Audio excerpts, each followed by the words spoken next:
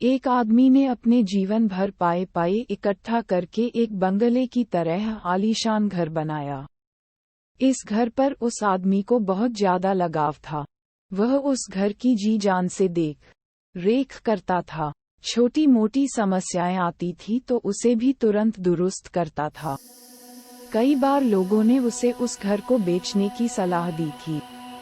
बहुत से लोगों ने उसे बहुत अच्छी कीमत पर उस घर को मांगा भी था। उसका खुद का बेटा भी अच्छी कीमत मिलने से उस घर को बेचने के लिए तैयार था, लेकिन वो आदमी कभी भी उस घर को छोड़ने के लिए तैयार नहीं था। उसे जीवन में किसी भी और वस्तु से ज्यादा इस घर पर गर्व था, अभिमान था।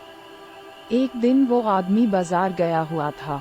जब वह बाजार से लौटा तो उसने देखा कि उसके घर के सामने बहुत बड़ी भीड़ जमा है। वह दौड़ते हुए आया तो उसे बहुत बड़ा आघात लगा, क्योंकि उसके घर में आग लग चुकी थी। अपने सबसे प्यारे घर को ऐसे आग में जलते हुए देखकर वह अधमरा सा हो गया। उसे समझ में नहीं आ रहा था कि वह अब क्या करे। उसने निर्णय लिया कि अगर उसका घर नहीं रहेगा तो वह भी नहीं रहेगा। वह भी उसी जलते हुए घर में अपनी जान दे देगा। अपने दुख में जब वो आदमी जलते हुए घर में जाकर अपनी जान देने गया, तब वहां तमाशा देख रहे लोगों में से एक ने उसे रोक लिया और उसे कहा कि क्यों बेवजह अपनी जान देना चाहते हो, क्योंकि अब ये घर तुम्हारा नहीं है।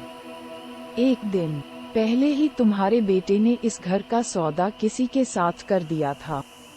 जैसे ही उस आदमी को इस बात का पता चला, उसका सारा दुख खत्म हो गया। अब वह आदमी भी वही बाकी लोगों की तरह खड़े होकर उस घर के जलने का तमाशा देखता रहा। जब वहां पर उस आदमी का बेटा आया तो वह आदमी अपने बेटे के पास जाकर उसे कहने लगा, जरूर मैंने पिछले जन्म में कई पुण्य किए होंगे, इसलिए मुझे तुम्हारे जैसा बेटा मिला। अगर तुमने इस घर को सही समय पर बेच ना दिया होता तो आज मेरी जान चली जाती। तुमने इस घर को सही समय पर बेचकर मेरी जान बचा ली बेटा। बाप की बातें सुनकर बेटे का मुंह उतर गया। उसने बड़े दुख के साथ कहा कि पापा, मैं इस घर का सौदा करने के लिए गया जरूर था, लेकिन अभी इस घर का सौदा पक्का नहीं हुआ है। ये सुनते ही आदमी का दिल फिर से बैठ गया। वह अपना सर और छाती पीट पीट कर रोने लगा और कहने लगा कि मैं बर्बाद हो गया। पहले किसी और का घर जल गया ये जानकर जो खुशी उसे हुई थी, वह अब उसका घर है ये जानकर दुख में बदल गई। दोस्तों, इस कहानी से हम बहुत अच्छी तरह से समझ सकते हैं कि दुख का कारण किसी भी चीज को अपना मानना होता है। जब कोई चीज अपनी है और वह हमें छोड़कर जाती है तो बहुत दुख होता है, लेकिन अगर वह चीज किसी और की है और उसके साथ कुछ भी हो जाए तो हमें दुख नहीं होता।